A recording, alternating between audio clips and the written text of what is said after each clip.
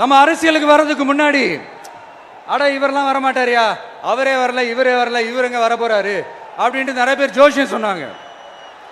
அப்புறம் நம்ம கட்சியினுடைய பேர் அறிவிச்சதுக்கு அப்புறம் பேரு தானே அறிவிச்சிருக்கிறாரு, மக்கள் கிட்ட பேர் வாங்கணும்ல, அதெல்லாம் முடியாதுன்னாங்க. அப்புறம் ரொம்ப முக்கியமா மாநாடுலாம் எவ்வளவு பெரிய விஷயம், அதெல்லாம் இவர் ஒத்தால எப்படி பண்ண முடியும், சும்மா பக்கத்தில் புஷியானதை வச்சுக்கிட்டு மாநாடுல எப்படி நடத்தி காட்ட முடியும், அதெல்லாம் அவங்களால முடியாது. அப்புறம் மழை பெஞ்சு எல்லாத்தையும் கெடுத்துரும். ஏன் என் கூட இருக்கிறவங்களே கூட தான் சொன்னாங்க.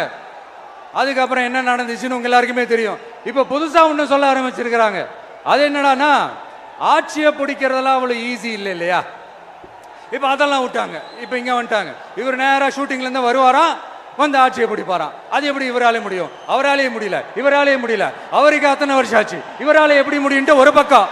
இன்னொரு பக்கம் கூட்டம்லாம் ஓகே தான், அது எப்படி ஓட்டா மாறும் அப்படின்றது இன்னொரு பக்கம். இப்படி கதை, திரைக்கதை, வசனம், இயக்கம், பாடல்கள். அதனால இந்த அரசியல் ஆய்வாளர்களுக்கு நான் சொல்றதெல்லாம் ஒன்னேதான், நல்லா கேட்டுக்கங்க. இந்த விஜய் ஏதோ இந்த பல லட்சம் பேர் கூடுற கூட்டத்தில் மட்டுமே இருக்கிறாரு அப்படின்னு மட்டும் தப்பு கணக்கு போட்டாதீங்க.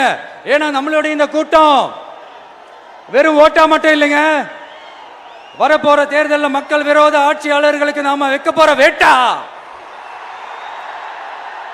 நம்மளை கோட்டைக்கு அனுப்ப போற ரூட்டா